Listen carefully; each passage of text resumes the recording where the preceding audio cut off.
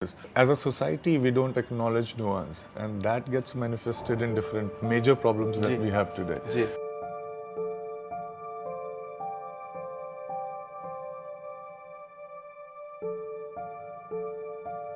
सुशांत सिंह राजपूत ना कि सिर्फ एक उभरते हुए सितारे थे, बट मेरे नज़रिए में एक लेजेंड इन मेकिंग थे। उनसे बहुत सी चीज़ें सीखी जा सकती है।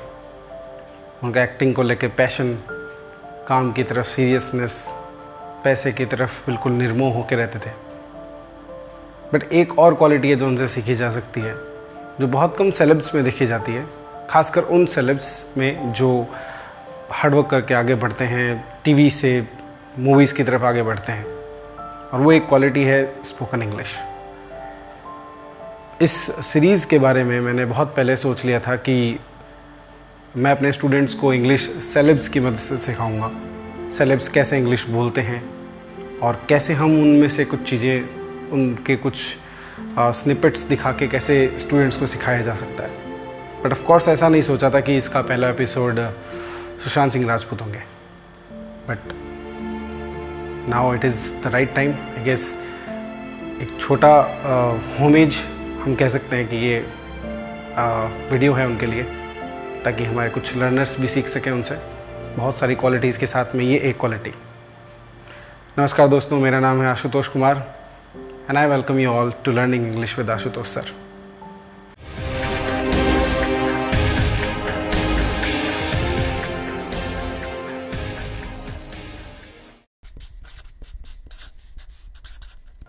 No matter how successful you are, no matter how rich or recognized you are, तो इस स्निपेट में जो सेंटेंस उन्होंने बोला वो ये था, no matter how successful you are, no matter how rich और रिकॉग्नाइज्ड यू आर। और इसके आगे भी उन्होंने एक सेंटेंस बोला था जो काफ़ी बड़ा था, इसलिए मैंने उसको इंक्लूड नहीं किया। मैंने उसका बस वही हिस्सा निकाल के आपके सामने रखा है जो मैं आपको सिखाना चाहता हूँ। अब इस सेंटेंस का जो अनुवाद है वो मैंने यहाँ लिखा हुआ है। इससे फर्क नहीं पड़ता कि आप कितने सफल हैं। ये यहाँ से लेकर यहाँ तक जो सेंटेंस लिखा है उसका अनुवाद है, इससे फर्क नहीं पड़ता कि आप कितने सफल हैं। फिर आगे अगर आप ध्यान से देखो तो ये सेंटेंस की जो स्ट्रक्चर है और इस सेंटेंस का ये जो हिस्सा है, सॉरी ये हिस्सा और ये हिस्सा, इन दोनों की जो स्ट्रक्चर्स है वो देखो सेम लगेंगे आपको। ये भी नो मैटर से स्टार्ट हो रहा है, ये भी नो मैटर से स्टार्ट हो रहा है। इसमें भी हाउ है, इसमें भी हाउ है, इसमें भी एडजेक्टिव, इसमें भी एडजेक्टिव एंड सो ऑन। तो मतलब जरूर इनका जो अनुवाद है वो सेम होना चाहिए, लेकिन यहाँ मैंने थोड़ा सा अलग कर दिया है। चाहे आप कितने भी अमीर हो या जाने माने हो, इस पूरे के पूरे सेंटेंस का या जो हिस्सा है सेंटेंस का, इसका जो अनुवाद है वो है, इससे फर्क नहीं पड़ता कि आप कितने सफल हैं, चाहे आप कितने भी अमीर हो या जाने माने हो। एक्चुअली मैं जो आपको सिखाना चाह रहा हूँ, जो पूरा फोकस है इस स्निपेट का, वो है ये वाला वर्ड, नो मैटर। अगर आप जब भी हिंदी में ये बोलना चाहते हैं, इससे फर्क नहीं पड़ता कि, या फिर आप बोलना चाहते हैं चाहे, अब चाहे के लिए एग्जैक्टली हमेशा नो मैटर यूज नहीं करते, लेकिन हाँ जब ये मीनिंग अपन चाहे के साथ में देना चाहते हो, इससे फर्क नहीं पड़ता, जब हम ये बोलना चाहते हैं तो उस टाइम पे चाहे भी अपन इस तरीके से बोल देते हैं। जैसे अगर मैं कहूँ चाहे आप कितने भी अमीर हो, या फिर मैं ये बोलूँ इससे फर्क नहीं पड़ता कि आप अमीर हो। देखिए दोनों सेंटेंसेस लगभग सेम है, तो इन दोनों सेंटेंसेस के अंदर ये जो हिस्सा होता है, इससे फर्क नहीं पड़ता कि या चाहे, ये जो है ये बताया जाता है नो मैटर के साथ में। किससे बताया जाता है? No matter. ये देखो इस हिस्से के अंदर भी नो मैटर से ही स्टार्ट किया है। चलो इतना तो बड़ा आराम से समझ में आ गया। अब इससे आगे का जो हिस्सा वो देखिए, आप कितने सफल हैं, ये लिखा हुआ है हिंदी में।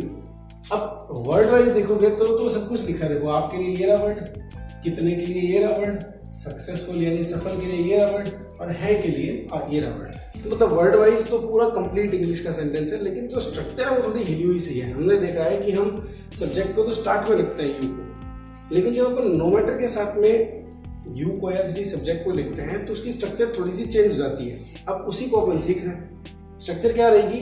पहले अपन को हाउ लिखना है, ये देखो हाउ लिखा हुआ, फिर हमें वो एडजेक्टिव लिख देना है, वो एडजेक्टिव या वो गुण जो लिख देना है जो हम यहाँ पे बोलना चाहते हैं, चाहे आप कितने भी वो हो, मतलब जो भी गुण है। चाहे यहाँ पे आप सक्सेसफुल लिखना चाहिए, सक्सेसफुल लिखना चाहते हैं तो सक्सेसफुल लिखें, सफल है ना। आप ऐसा बोल सकते हो, no matter how successful you are, no matter how old you are, no matter how talented you are, no matter how hardworking you are, no matter how intelligent you are, no matter how clever you are, इस तरीके से कोई भी adjective आप यहाँ पे put कर दीजिए, फर्क नहीं पड़ेगा, सेंटेंस बनेगा। इससे फर्क नहीं पड़ता कि आप कितने, वो जो भी शब्द यहाँ पे सफल, बूढ़े, जवान, खुश, इंटेलिजेंट या इस तरह का कोई भी शब्द जो है आप यहाँ लिखना चाहे लिख सकते हैं। ओके, अच्छा रही बात यू आर की, हर बार यू आर तो यूज करना जरूरी है नहीं। तो अगर हम किसी पर्सन के बारे में बात कर रहे हैं, इससे फर्क नहीं पड़ता कि वह कितना टैलेंटेड है, तो कैसे बोलेंगे? यहां तक तो ठीक है, इससे से फर्क नहीं पड़ता। कितना टैलेंटेड, यहाँ टैलेंटेड आ जाएगा, हाउ टैलेंटेड। लेकिन वह की बात कर रहे हैं अपन, तो वह के लिए तो इंग्लिश में अपन ही लिखते हैं, तो यहाँ पे आ जाएगा ही। यानी कि हम इस जगह को रिप्लेस कर सकते हैं दूसरे किसी वर्ड से, यानी जिसके बारे में हम बात करें उसको यहाँ लिख देंगे हम। जैसे मैंने बोला, इससे फर्क नहीं पड़ता कि रमन कितना टैलेंटेड है, तो मैंने क्या लिख दिया, no matter how talented Raman, और फिर लिखा हाँ जो आएगा ना, देखो जब यू के साथ आर आता है इंग्लिश में तो ही के साथ में इज आता है। सिमिलरली रमन के साथ भी इज ही होगा। तो ये मेरे हिसाब से आप सीख गए होंगे इस तरह का जो स्ट्रक्चर होता है, इसको कैसे यूज करना होता है। एक बार और देखो यहाँ पे कैसा यूज किया हुआ है, हाउ रिच और रिकॉग्नाइज्ड यू आर। इस बार हुआ ये कि दो गुण बता दिए, दो मतलब चीजों की, दो क्वालिटीज की, दो एडजेक्टिव्स की बात कर ली। आप कितने भी अमीर हो या जाने माने हो। रिकॉग्नाइज्ड वर्ड का जो मीनिंग होता है वो होता है जाने माने, यानी जाना माना होना। रिच वर्ड का मीनिंग तो आप जानते ही हो क्या होता है, अमीर होता है। सिंपल। तो आप भी इस तरीके के और सेंटेंसेस बनाएं, इसकी प्रैक्टिस करें। अच्छा स्ट्रक्चर है, बहुत बढ़िया स्ट्रक्चर यूज किया हुआ था। सेलेब्स इसी तरह के स्ट्रक्चर्स को यूज करते हैं, तभी उनकी इंग्लिश जो है वो इतनी अट्रैक्टिव लगती है। तो एक एक्सरसाइज के तौर पे मैं आपको एक सेंटेंस और दे रहा हूँ, इसको देखिए, बिल्कुल सेम तरीके से सॉल्व करेंगे। इससे फर्क नहीं पड़ता कि आप कितने ओल्ड हैं, सिमिलर टाइप का सेंटेंस है। इसके लिए मैंने क्या बोला, क्या यूज करना है, नो मैटर। आगे का क्या लिखा हुआ है कि आप कितने ओल्ड हैं, तो ये वाला स्ट्रक्चर यूज करेंगे हाउ। फिर यहाँ पे लिख देंगे वो क्वालिटी जो आप हैं वो क्या है, ओल्ड, तो लिख दिया अपने ओल्ड। आपकी ही बात हो रही है तो अपन लिख देंगे यू, और है लिखा है तो ऑफ कोर्स यहाँ क्या लिखोगे, आर। ना सिंपल। यहाँ कॉमा तो अपन ने यहाँ भी कॉमा लगा दिया। अब इस तरह का जो सेंटेंस होता है आप खुद बोल के देखिए, अधूरा है, इसके आगे कुछ ना कुछ और होना चाहिए कि आप, इससे फर्क नहीं पड़ता कि आप कितने ओल्ड हैं, आगे कुछ होना चाहिए। तो आगे इस बार देखो क्या लिखा है, आप लूडो खेल सकते हैं। वेरी इजी, ये तो कोई सेकंड क्लास का स्टूडेंट भी बता देगा कि इसको क्या लिखना है, यू कैन प्ले लूडो। सकते हैं साउंड होता है तो कैन यूज करते हैं, ऐसा कुछ सीखा होगा थोड़ा बहुत, है ना। ऑफ कोर्स दूसरे भी आ सकता है, लेकिन यहाँ पे अपन कैन का यूज कर रहे हैं। तो यू कैन प्ले लूडो, ये देखिए इस तरीके से मैंने इसका अनुवाद किया। आप भी कुछ सेंटेंसेस बनाइए, सोच के देखिए, चाहे आप कितने भी ये हों आप ये कर सकते हैं। ऐसा करके कुछ एक सेंटेंस हिंदी में नहीं है और फिर उसको इंग्लिश में एक और ट्रांसलेट करके देखिए। अपन देखते हैं अगला snippet. No matter how successful you are, no matter how rich or recognized you are, try to pretend at times that okay, this is also something that I am very very good at. तो इस दूसरे snippet के अंदर उन्होंने ये sentence बोला है, I try to pretend that okay, this is also something I am very good at. अब इसका अनुवाद क्या है देखिए, मैं नाटक करने की कोशिश करता हूँ कि ओके यह भी कुछ है जिसमें मैं अच्छा हूँ। अब यहाँ पे ब्रेक डाउन करते हैं ये सेंटेंसेस का कि कैसे मैंने ये अनुवाद किया। सबसे पहले हम जानते हैं ये जो प्रिटेंड वर्ड है इसका मीनिंग क्या होता है। ट्राई का तो मीनिंग आप जानते हैं, ट्राई का मीनिंग होता है कोशिश करना। तो ये कैसे आया, ये समझ में आ गया होगा। प्रिटेंड का मीनिंग होता है नाटक करना।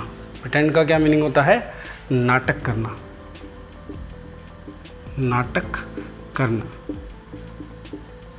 अब यहाँ पे कोई ऐसा फनी सा क्वेश्चन भी आ सकता है कि सर फिल्म करने का मतलब क्या होता है। नाटक, उस नाटक की बात नहीं हो रही है। कई बार अपन बोलते हैं ना कि आप जो काम कर रहे होते हैं एक्चुअली में आप वो नहीं कर रहे होते हैं, जैसे सोने का नाटक करना। सिमिलरली नाटक करना होता है प्रिटेंड का मीनिंग। फर्दर आगे लिखा है that okay this is also something, यह भी कुछ है, I am very good at, जिस पे मैं बहुत अच्छा हूँ, जिसमें मैं बहुत अच्छा हूँ। यहाँ पे एक स्ट्रक्चर यूज़ की गई है और वो है to be good at something. To be good at something, इसका अर्थ होता है किसी चीज़ में अच्छा होना। अब किसी चीज़ में अच्छा होने का अर्थ क्या होता है कि आप उस काम को बेहतरीन तरीके से कर पाते हैं। For example, Virat Kohli is good at batting. हम बोल रहे हैं देखो विराट कोहली इज़, देखो आई के साथ जहाँ एम है विराट कोहली के साथ इज़ आएगा, वेरी गुड एट, फिर इसके आगे लिख दिया जाता है वो चीज़ जिस पे जो इंसान है बहुत अच्छा होता है या फिर बहुत अच्छे से उस काम को वो कर पाता है। चलिए, तो ये इस तरीके से यहाँ पे इसको सेंटेंस को ट्रांसलेट किया गया, ये इसका ट्रांसलेशन है, ये आपको मैंने समझाया कि कैसे हुआ। अब यहाँ पे दो चीज़ें सीखने लायक हैं, एक तो है प्रिटेंड का मतलब नाटक करना और दूसरा to be good at something. तो चलिए, एक सेंटेंस मैंने आपके लिए लिखा है, अगर आपको ये बात समझ में आई हो कि कैसे मैंने इसको ट्रांसलेट किया तो आप भी इसको ट्रांसलेट करके दिखाएं।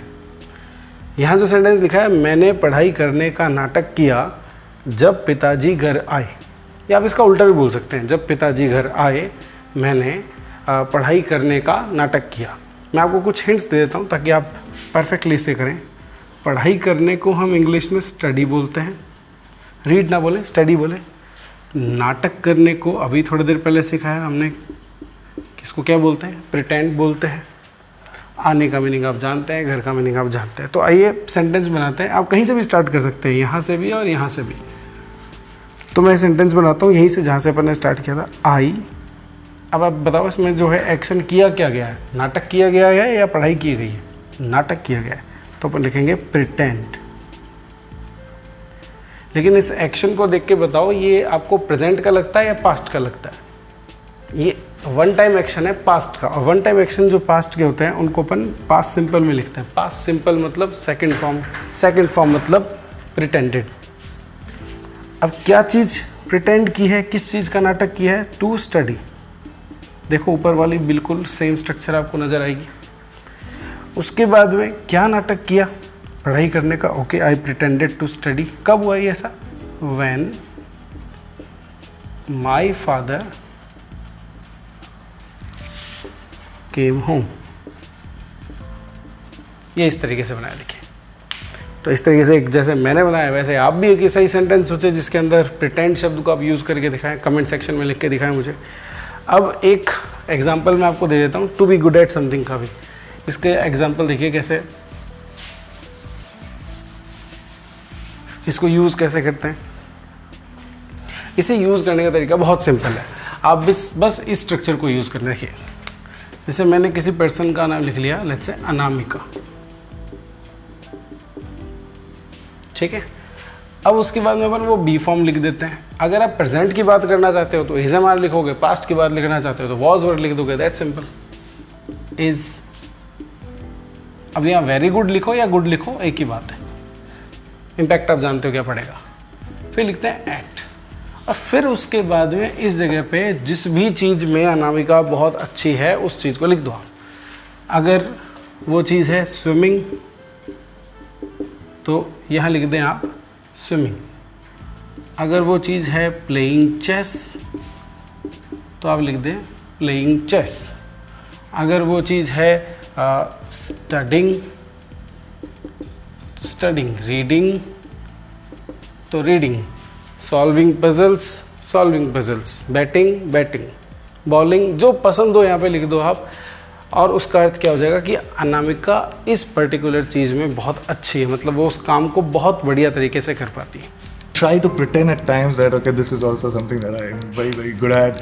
तो इन दो स्निपेट्स के साथ में हमने सीखा कि ये जो सेलेब हैं ये किस तरह की इंग्लिश बोलते हैं और उनको डिकोड करने की यहाँ पे कोशिश की। मैंने आपको मीनिंग बताया या फिर आप कह सकते हैं अनुवाद बताया, उससे कैसे अनुवाद मैंने किया मैंने ये बताया। उसके बाद में एक प्रॉपर एक्सप्लेनेशन दी आपको कि इनका मतलब क्या होता है और फिर उसका यूज़ भी करके दिखाया। आई होप ये सभी चीज़ें आपको अच्छे से समझ में आई होंगी। अगर समझ में आई हैं तो आप मुझे सबूत दें कमेंट सेक्शन में, मुझे ये जो चीज़ें मैंने आपको सिखाई हैं इनसे सेंटेंसेस बना के दिखाएं।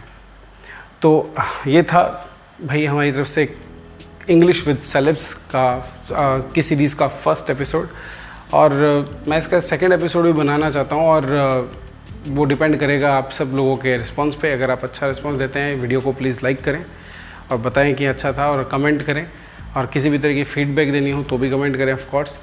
और अगर आप चाहते हैं कि इसका पार्ट 2 आए, मतलब सेम सुशांत सिंह के ही कुछ डायलॉग्स या फिर कुछ स्निपेट्स कुछ इंटरव्यू के अंदर से मैं निकाल के आपके लिए कुछ और इस तरह के लेसन्स लेके आऊँ, तो प्लीज़ कमेंट सेक्शन में ये चीज़ लिखें, शेयर करें ताकि ये मैक्सिमम लोगों तक पहुँचे।